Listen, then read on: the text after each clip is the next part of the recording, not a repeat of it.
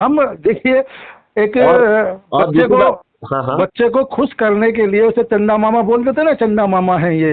हाँ, चंदा मामा दूर के हाँ है, हाँ। हाँ हाँ।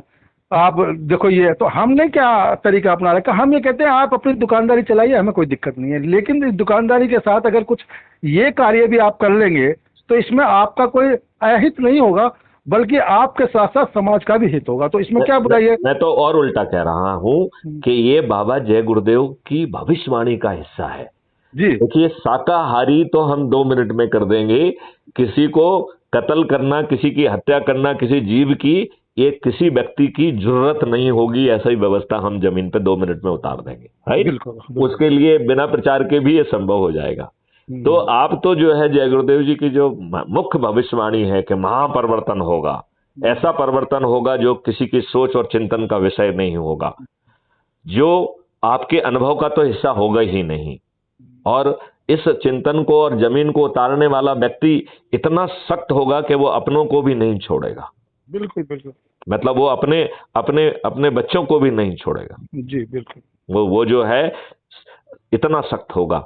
तो वो भविष्यवाणी जय गुरुदेव जी की अब अवतरित होने का समय आ गया है, और हम लोगों का मिलाप भी उसी ईश्वरी शक्ति के तहत हो रहा है। पहले तो मैं ईश्वरी शक्ति कहता था, अब तो मैं खुल के कहने लग गया हूं। देखिए, मैंने कभी मेरे सपनों में कभी जय बाबा गुरुदेव नहीं आए, मैंने कभी जय बाबा गुरुदेव को व्यक्तिगत रूप से नहीं देखा है, राइट। बिल्कुल। लेकिन मैं जो ये महसूस करता था कि कोई शक्ति मुझे पकड़े हुए है, अब मुझे ये कहने में कोई आपत्ति नहीं है कि वो शक्ति और कोई नहीं थी, वो जय बाबा गुरुदेव ही थे। मैं और कृष्ण जी, मैं आपको एक एक मिनट आपका लूंगा। मैं जब यहाँ से नैमी शरण सीतापुर गया था, जी बाबा जय गुरुदेव के ही अनुयायी हैं अरविंद प्रताप जी भी। जी और जब वहाँ बातचीत हुई और उन्होंने मेरे विचार सुने, पहली बार जब मैं गया था, जब विचार उन्होंने मेरे सुने, तो उन्होंने ये जो वर्ड आपने अभी इस्तेमाल किया, वो सेम वर्ड उन्होंने इस्तेमाल किए थे कि आपके ऊपर कोई शक्ति जो है ना, उसे आप नहीं जानते, हम जानते हैं। मैं कहा जी देखिए, मैं बहुत एक मुंहफट टाइप का आदमी हूँ। मैंने कहा जी ऐसा है कि आप न जाने किस शक्ति के साथ मुझे जोड़ रहे हैं, लेकिन मैं ये मानता हूँ कि मेरे को ये शक्ति ईश्वर ने दी है, क्योंकि मैंने उनको अपना जीवन, कभी मिलूंगा आपसे या कभी फिर दोबारा वार्तालाप होगी तो अपना जीवन वृत्तांत सुनाऊंगा। मैंने कहा जी मेरा तो ये जीवन इसी कार्य के लिए मुझे दिया गया है। कारण मैं आपको बता दूं शॉर्टकट में कि 2011 में सुप्रीम कोर्ट में बम ब्लास्ट हुआ था। जी। जब 2011 में सुप्रीम कोर्ट में बम ब्लास्ट हुआ था, उस बम ब्लास्ट में जहां बम ब्लास्ट हुआ था उस लाइन में मैं खड़ा हुआ था, ओ। और मेरे साथ 20-21 लोग और खड़े थे, जी जी। जो सभी के सभी एट दी स्पॉट वहीं मर गए, और आपको बाबा जय गुरुदेव ने बचा लिया। और मैं बच गया। और जैसे ही मैं बचा, मेरे बचने के बाद मैं करीबन 2 साल बिस्तर पे रहा। मेरे करीबन 1 साल तो मतलब लेटरिन बाथरूम सब बिस्तर पे था, मिसेज ने, बच्चों ने मेरी देखभाल करी। लेकिन उस 2 साल के पीरियड में जो मेरी स्थिति थी ना, आर्थिक स्थिति, क्योंकि मैं तो एक सफल बिजनेसमैन था, अपने काम धंधे में मतलब रखता था, ये राजनीति क्या है और समाज सेवा क्या है मेरे को इससे कोई मतलब नहीं था। मेरी सिर्फ एक ही सिद्धांत था कि अगर कोई मदद के लिए आपके पास आया और आप कर सकते हो तो कर दो, खत्म बात। बिल्कुल ठीक है। इस सिद्धांत को लेकर मैं जी रहा था 2011 से पहले तक। सुबह निकलता था अपने काम पे, शाम को अपने काम से फ्री होता था। और मैं आपको आज बता दूं, ताज्जुब हुआ कि मैं उन दिनों चिकन, मटन और विस्की लेता था, अपने 2 पैक खाए, रोटी ली और सो गया। ये मेरी जीवन दिनचर्या थी। ओके। उसके बाद जो मेरे साथ ये हादसा हुआ तो मेरी फैक्ट्री बंद हुई, क्योंकि बच्चे छोटे थे, काम करने वाला कोई था नहीं। ओके। कहने का मतलब ये है कि मैं रोड पे जीरो जो व्यक्ति होता है वो बनकर उपस्थित हुआ, और जब व्यक्ति जीरो होता है तो अच्छा भी हो तो बुरा हो जाता है। बिल्कुल तो ठीक है। मैंने परमात्मा से उसको कोसना शुरू करा, क्योंकि मैं अपने परमात्मा को ये मानता हूँ कि वो मेरे हृदय में बसता है, किसी मंदिर मस्जिद गुरुद्वारे में नहीं है वो। बिल्कुल ठीक है। तो मैं उससे बात करने लगा और उसको कोसने लगा कि भाई तूने मेरे साथ ऐसा क्यों करा, मैंने किसी का क्या बुरा किया जो मेरे साथ तूने ऐसा किया। तो इस तरीके की बातें जब हो रही थी तो एक अनजान साधु के रूप में, जैसे मैं ठीक हुआ जब 2-2.5 साल के बाद, तो कभी कभार दरवाजे की चौखट पर आकर बाहर बैठ जाता था। ओके। तो जो मांगने मूंगने वाले बाबा नहीं आते, वो कोई एक बाबा आया और उसने मेरे से कहा बच्चा क्या बात है, बहुत परेशान है। तो मैं कहा बाबा मेरे मत्थे में ना लग, मेरा दिमाग बहुत खराब है, तुम आगे जाओ। लेकिन वो बाबा भी मेरी ही तरह ढीठ था। ओके। वो खड़ा रहा और पूछा नहीं तेरी समस्या का समाधान करके जाऊंगा। मैं कहा बाबा पहले अपनी तो कर ले, क्योंकि हाँ। मैं इस तरीके की ही बात करता हूँ। हाँ हाँ। बोला मेरी हो या ना हो पर तेरी समस्या का समाधान करके जाऊंगा मैं। वाओ। मैंने कहा यार, अब थोड़ा सा मैं ठंडा पड़ा। मैं कहा यार ये बाबा इस तरीके की बातें कर क्यों रहा है। हाँ हाँ। उन्हीं बातों के दरमियान बाबा के मुंह से बात निकली कि तू जिस चीज को लेके परेशान है हाँ हाँ। उसकी तो तुझे चिंता है, लेकिन जो सब खत्म हो गए और तू बच गया उसके बारे में तूने कभी नहीं सोचा। वाओ, बहुत सुंदर। तो जब उसने ये बात कही तो मैथिली शरण जी, ये लगा लो कि मेरे रोंगटे खड़े हो गए। इसका मतलब है उसे सब मालूम था। मैंने कहा इसको कैसे पता है कि सब मर गए थे, मैं बच गया था। हाँ हाँ हाँ तो हाँ। मेरा उससे बात करने का बर्ताव चेंज हुआ, और चेंज होने के बाद में उस व्यक्ति ने मेरे से कहा कि बोल दे कैसा है कि तेरे सभी सवालों का जवाब गीता में, उससे पहले मैंने गीता नहीं पढ़ी थी कभी, ओके। तू गीता पढ़, तेरे सभी सवालों के जवाब मिल जाएंगे, और मैं फिर कभी दोबारा आऊंगा तो मुझे एक धोती दे दियो। ठीक है। मैं कहा ठीक है बाबा। और साथ में वो ये कह कर गए कि जैसे जैसे तू गीता पढ़ेगा और पूरी होगी, तेरी समस्याओं का समाधान भी होता चला जाएगा, सवालों के जवाब ही नहीं मिलेंगे। हाँ हाँ हाँ हाँ। तो मैथिली शरण जी, आप विश्वास नहीं करेंगे, गीता को पढ़ने में मुझे 3 महीने लगे। ओके। पढ़ता पढ़ता था, फिर लोग चले जाता था, फिर कहता था नहीं बाबा कह के गया है, फिर पढ़ता था। लालची होता है ना आदमी हाँ हाँ। कि शायद मेरी कोई समस्या का समाधान इसमें मिल जाए। तो ओके। उस गीता को पढ़ने में मुझे 3 महीने लगे, लेकिन मुझे आज बड़े फख्र से कहता हूँ कि उन 3 महीनों के दरमियान ईश्वर ने मेरी पारिवारिक व्यवस्था को ऐसा करा कि जो रोटी खाने के लाले थे, जो हम घर गृहस्थी से परेशान थे खर्चों के लिए, वो सने सने सने सने रास्ते बनाता चला गया। इधर मेरे परिवार के रास्ते बन रहे हैं, और इधर मैं परिवार से समाज के लिए एक जुनून जो सवार होता है कि नहीं मुझे कुछ करना है, मुझे कुछ करना है, मुझे कुछ करना है, उसमें मैं रमता चला गया। वाओ। और जैसे ही क्या नाम है, करीबन ये जब मैंने सोशल मीडिया पर लिखना शुरू करा, तभी मैंने शुरू करा, ये बात मैं आपको बता रहा हूँ 2014-15 की। ओके। तो 2014-15 पे मैंने विचारों को लिखना शुरू करा, विचारों को लिखना शुरू करा। फिर विचारों के साथ राजीव दीक्षित का एक वीडियो मिला व्यवस्था को लेकर, क्योंकि मैं व्यवस्था से त्रस्त था। बिल्कुल ठीक है। व्यवस्था को लेकर जब राजीव दीक्षित का मुझे वीडियो मिला तो मैंने उस वीडियो को बड़े ध्यान से पढ़ा, क्योंकि वो रामायण के लेकर वीडियो है उनका 1.5 घंटे का। हाँ। वो वीडियो मैंने सुना और मैंने कहा यार ये व्यक्ति तो बहुत अच्छा है, बहुत अच्छी बातें कर रहा है। अगर ऐसी व्यवस्था हो जाए तो ये जो परेशानियां हैं लोगों की खत्म हो जाएंगी। खैर उसके बाद मैंने गूगल पे सर्च कर राजीव दीक्षित को सुनना, उसके वीडियो सुने, बाकी और जो जानकारी मुझे चाहिए थी वो सब जानकारियां मैंने इकट्ठी करी, और मैं समाज के बीच संस्था संगठनों में घुस गया। ओके। कभी किसी के साथ बैठ के बात कर रहा हूँ, मीटिंग कर रहा हूँ, कभी किसी के साथ बैठ के बात कर रहा हूँ, कभी मीटिंग कर रहा हूँ। कहने का मतलब ये है कि 2014 से लेके 2017 तक 3 साल मैंने इन संस्था संगठनों की मीटिंगों में बिताए। ओके। और मीटिंगों में बिताने के बाद में 2018 में मैंने ये निष्कर्ष निकाला कि ये सब बेकार है। ओके। मीटिंगों में किसी निष्कर्ष पर कोई नहीं पहुंचता, केवल गाल बजाई होती है, काम कोई नहीं करता।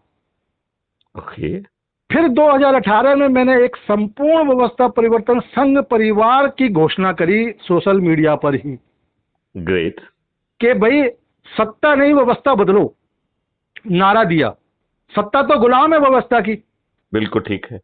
तो ये जब मैंने नारा दिया तो जो लोग पढ़ते गए वो प्रभावित होते गए, जुड़ते गए। उसके बाद उन्होंने कहा कि भाई क्या है। मैंने कहा देखिए ऐसा है कि जब तक हमारी समस्या की जड़ कहाँ है, हम उसे नहीं जड़ से खत्म करेंगे, ये पत्ते टहनी काटने से हमारी समस्याओं का समाधान नहीं होगा। बहुत सुंदर, बहुत सुंदर। आप बार बार व्यवस्था बदलते हैं, उसका मतलब है कि एक खराब गाड़ी के इंजन को चलाने के लिए आप ऐसे ड्राइवर को बदलते हैं कि शायद इसने नहीं चला तो ये चला देगा। तो ड्राइवर चलाएगा कैसे जब गाड़ी का इंजन खराब है? तो बिल्कुल ठीक तो बात। जब तक आप गाड़ी का इंजन रूपी यानी कि व्यवस्था नहीं बदलेंगे तब तक ये गाड़ी चलने वाली नहीं है। ठीक बात है। और जब चलाने वाला भी दुष्ट हो तो फिर और भी मुश्किल ही है। दूसरा, जो ड्राइवर आप तलाश करते हैं अच्छा, वो पहले से भी ज्यादा खराब होता है। और वो दुष्ट है, उसकी सोच भी दुष्टतापूर्ण उसकी है। सोच भी दुष्ट है। तो इसलिए तो लोगों ने फिर मेरे से सवाल जवाब करने शुरू करे। मैं जितना मेरे में बुद्धि थी, जितना मैंने सीखा था इन 5-7 सालों में, उन लोगों से जवाब देता रहा, संतुष्ट करता रहा। तो कहने का निष्कर्ष लास्ट में ये निकला कि ये व्यक्ति पागल है। मेरे लिए लोगों ने ये कहना शुरू कर दिया कि ये व्यक्ति पागल है। ओके। तो मैंने कहा ठीक है, पागल ही इतिहास बदलते हैं, हम पागल हैं, पागल ही हमें रहने दो। बिल्कुल ठीक है। मैं अपने सिद्धांत, कायदे, कानून, नियम नहीं बदलने वाला, क्योंकि मुझे मालूम है कि जड़ी रूपी समस्या का जब तक निदान नहीं होगा तब तक कुछ नहीं कर सकते। आप लोग तो केवल चेहरा चमकाऊ राजनीति में लगे हुए हैं, समाज का शोषण खत्म करने की बात करते हैं, और जब जनता आपको अपनी आवाज बना लेती है तो सबसे अधिक शोषण आप ही करते हैं। बिल्कुल ठीक है, अभी केजरीवाल वही कर रहा है। हाँ, तो इस तरीके की जब बातें होने लगी तो कुछ लोग ऐसे थे कि जो विचारों से सहमति नहीं हुए, बल्कि उन्होंने कहा कि हम आपके साथ हैं। तो मैंने कहा मेरे साथ नहीं, अपने साथ हुई, और जो चीज मैं कर रहा हूं वो अपने समाज में, मोहल्ले में, गली में, परिवार में करिए। बिल्कुल ठीक है। मेरे साथ जुड़कर करने की जरूरत नहीं है, मेरे साथ मत जुड़िए आप। केवल आप, तभी तो मैं आपसे इतनी देर मैंने आपकी चर्चा सुनी कि आप सभी वो बातें कर रहे हैं जो बातें मैं लोगों को कहता हूं। वाह। तो कहने का तात्पर्य है कि मैं उन लोगों को केवल इतना कहता हूं कि बिना मरे स्वर्ग नहीं मिलने वाला। अगर आपको स्वर्ग चाहिए तो मरना होगा। बताइए कौन कौन तैयार है? तो इस तरीके के करते करते परमात्मा की कृपा से जब परमात्मा ने देखा कि भाई ये भी व्यक्ति पागल है, आज 6 साल हो गए। नहीं, ये पागल नहीं है, वो जय गुरुदेव बाबा जो है आपको वो संदेश देने आए थे और उन्होंने आपको तैयार किया। और जो बाबा जय गुरुदेव ने कहा था ना कि हम जो है ना लोगों को तराश करके इकट्ठा कर रहे हैं, वो जन्म ले चुके हैं। तो वो विभिन्न परिस्थितियों में जन्म ले चुके हैं, वो सब एक साथ जुड़ने वाले हैं। जी जी वो बिल्कुल, सब मेरा एक भी। साथ आ जाएंगे। वो आप जो है जो चिंतन सोच वाले हैं वो आ जाएंगे। और इसमें एक बहुत बड़ा चमत्कार होने वाला है जो कबीरदास जी कह के गए हैं, लाली मेरे लाल की जित देखो तित लाल, लाल। लाली देखन मैं गई तो मैं भी हो गई लाल। जब आपकी जो है ये 9 दिन का संकल्प जो है ना 100 लोगों को, 100 करोड़ को जोड़ने का पूरा होगा, तब तक उसकी लालिमा इतनी फैल जाएगी कि कोई विद्वान, कोई मक्कार, कोई बदमाश, कोई स्वार्थी, वो भी जो है ना बिना रंगे नहीं रह पाएगा। वो भी इस लालिमा से लालिमाकृत हो जाएगा और ये व्यवस्था बदलना ही होगी। और ये व्यवस्था बदलना बहुत दूर नहीं है, ये चंद महीनों की दूरी पर है। जी देखिए, आप मुझे, मैं कहते हुए कोई संकोच नहीं हो रहा कि आप पहले व्यक्ति इन 7 सालों में मुझे मिले जिसने ये कहा है कि इस व्यवस्था को बदलना कोई मुश्किल नहीं है, ये साल 6 महीने में बदली जा सकती है। और यही सेम लैंग्वेज, सेम भाषा जब मीटिंगें होती हैं वहां मैं बोलता हूं कि व्यवस्था को बदलना कोई आसान नहीं, मुश्किल काम नहीं है। आप तैयार तो हो व्यवस्था बदलने के लिए? आप तैयार ही नहीं है व्यवस्था बदलने के लिए। हम तो ये कह रहे हैं कि आप सोचते रहिए ना, आप बेचारा दिन जुड़ जाइए। बस। जब आप फिर आप जो है ना, हम हर दिन आप 9 बजे मीटिंग कर रहे हैं, उसमें आप अपने आके क्वेश्चन पूछिए। यदि आपके क्वेश्चनों का जवाब मिल जाता है तो आप जो है, यदि आपकी परिस्थितियां पर्दे के पीछे की हैं तो शपथकृत सदस्य बन जाइए। बिल्कुल। यदि आप और पर्दे के आगे आके जो है ना अधिक से अधिक लोगों को जोड़ते हैं तो ताज भी सिर पे रखिए और व्यवस्था परिवर्तन भी हो जाएगा। बिल्कुल, मैंने भी 9 बजे की जो गूगल मीटिंग रखी है ना, हाँ, मैं उसमें लोगों के इसी प्रकार के सवालों के जवाब देता हूँ। अब आप 9 बजे वाली मीटिंग का समय बदल लीजिए, क्योंकि 9 बजे तो आपको यहाँ आना पड़ेगा।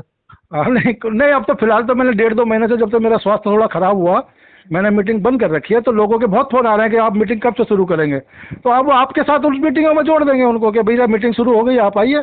हाँ, और उसमें ऐप के माध्यम से जुड़ना होगा तो उन्हें ऐप से जुड़ना ही पड़ेगा। तो हाँ, वो ऐप से वो वैसे भी जुड़ जाएंगे। हाँ, मैं उनको समझा दूंगा। और जैसे आपने मुझे बताया है हाँ, वो है, तो ये है कि भाई 1 और 1 2 नहीं, 1 और 1 11 समझिए, हम आपके साथ हैं पूर्ण। चलिए। तो किशन जी जो है ये बहुत अच्छी वार्तालाप हुई और जी ये कल तक जो है अपलोड हो जाएगी। और यदि आप टेलीग्राम भेज देंगे तो ये अभी आपको मिल जाएगी 5 मिनट के अंदर। जी, मैं टेलीग्राम, क्या नाम टेलीग्राम है? अपलोड करके आप हेलो भेज दीजिए, मैं आपको ये अपनी वार्तालाप को भेज दूंगा, तो इसे भी आप शेयर कर पाएंगे। क्योंकि जी जी ये वार्तालाप इसलिए रिकॉर्ड होती है जिससे हम उस एनर्जी के माध्यम से लोगों तक बात पहुंचा पाए। जी जी जी, है कि समझ नहीं? गया। ठीक। चलिए, ठीक। जय हिंद, जय भारत, वंदे मातरम। जय हिंद, जय भारत, वंदे मातरम।